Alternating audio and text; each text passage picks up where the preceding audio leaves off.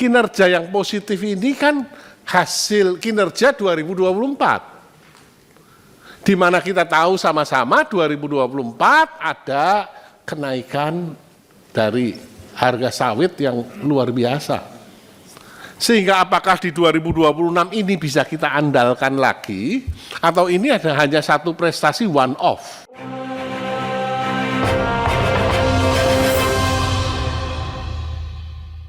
Yang terhormat pimpinan dan rekan-rekan anggota Komisi 11, yang terhormat Pak Menteri Keuangan, Pak Purbaya, beserta dua wamen, Pak Swa, Pak Tommy, dan seluruh jajarannya.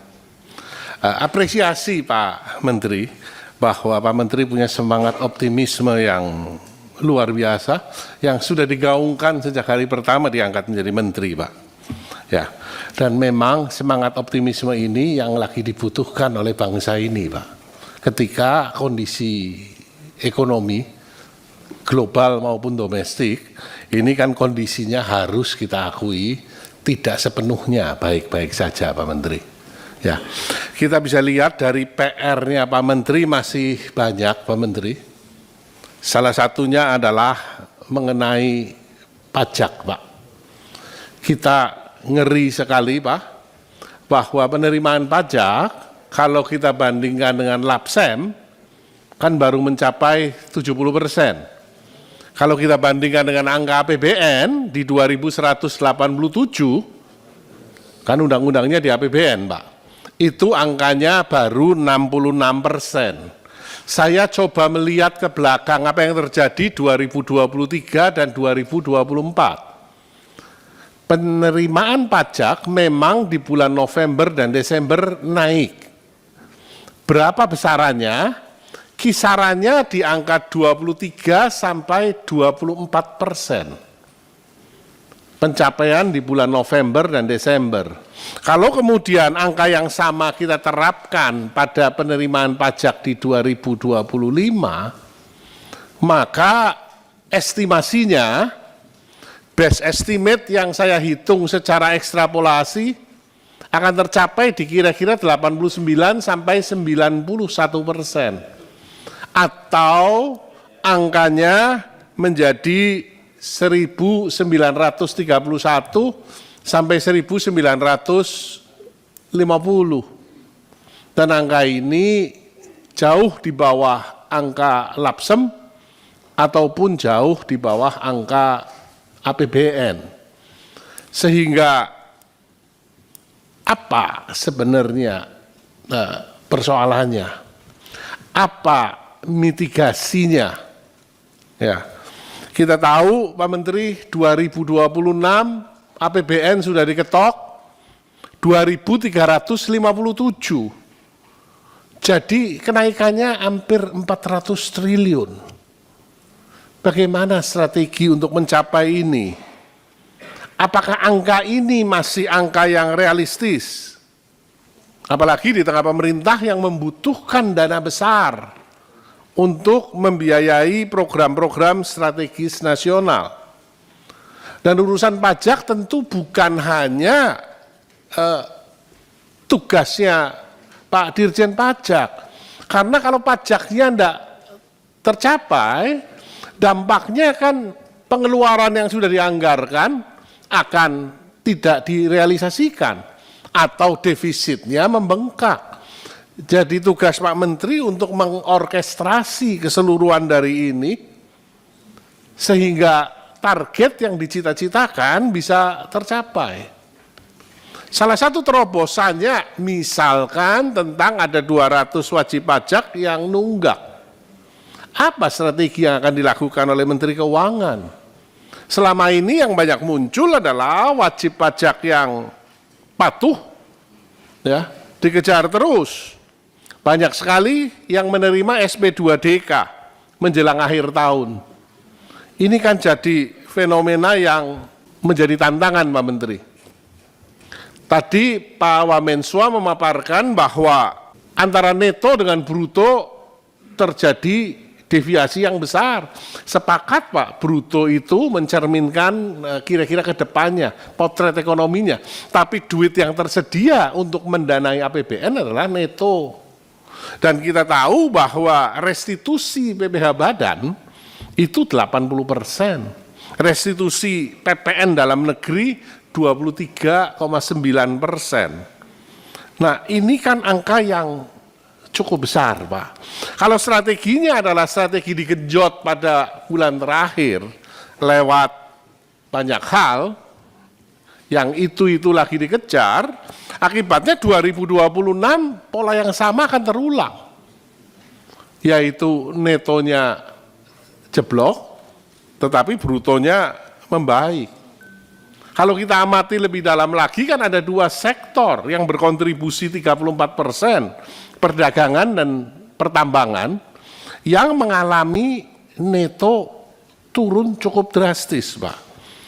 Untuk perdagangan hampir 10% dan untuk pertambangan hampir 14%. Ini tentu harus menjadi perhatian dari Kementerian Keuangan. Nah tadi sisi positif juga dikemukakan oleh Pak Menteri mengenai PPh Badan. Brutonya bagus, tumbuh positif. Tapi kita sadar bahwa kalau di PPh Badan, kinerja yang positif ini kan hasil kinerja 2024. Di mana kita tahu sama-sama 2024 ada kenaikan dari harga sawit yang luar biasa. Sehingga apakah di 2026 ini bisa kita andalkan lagi, atau ini ada hanya satu prestasi one off. Ini bisa menjadi catatan yang harus diantisipasi di 2026.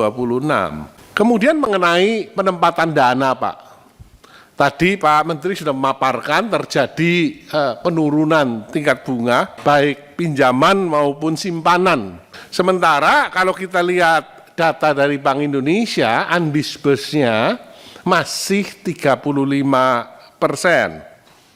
Dan pertumbuhan kreditnya ternyata juga ada pada kisaran 8-11% di angka rendah 8-an.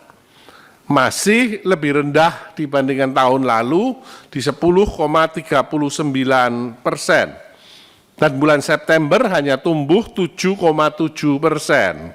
Yang menarik dari sini adalah bahwa 200 triliun pertama Pak, Bapak mengenakan bunga sebesar 4,02%. Dan yang tambahan 76 triliun ini ada special discount di 3,8%. Angka ini ternyata lebih tinggi dari patokan penjaminan LPS, di mana angkanya 3,5% yang ditetapkan oleh Bapak Purbaya Yudi Sadewa waktu menjadi kepala LPS.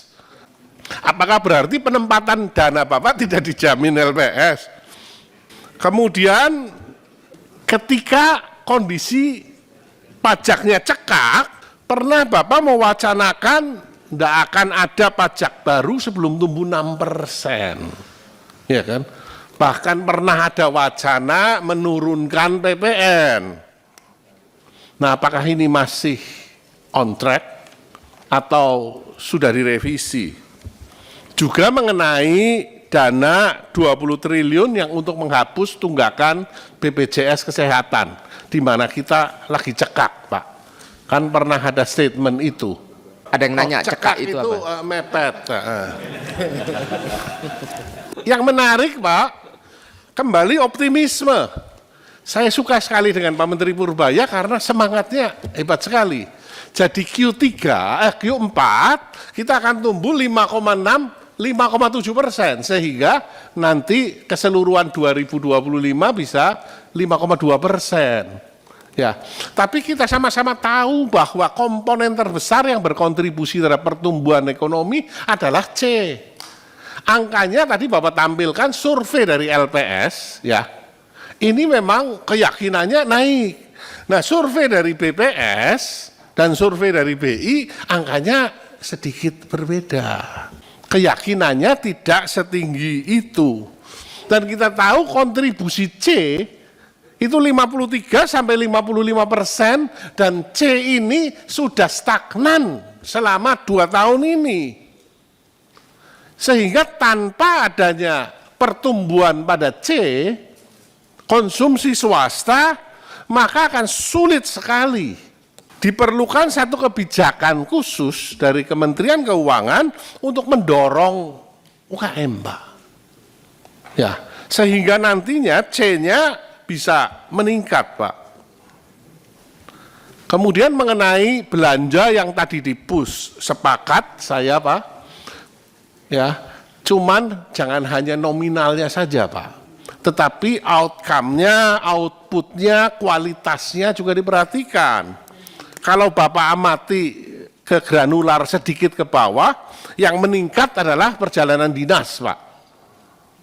Ini cukup bahaya, Pak. Dan terakhir, langkah konkret dari Kementerian Keuangan untuk memberantas ekspor, impor ilegal, rokok ilegal. Harusnya antara Direktorat Jenderal Pajak dan Cukai ada satu kerjasama yang diorkestrasi oleh Menteri Keuangan. Tapi kelihatannya ini jalan sendiri-sendiri.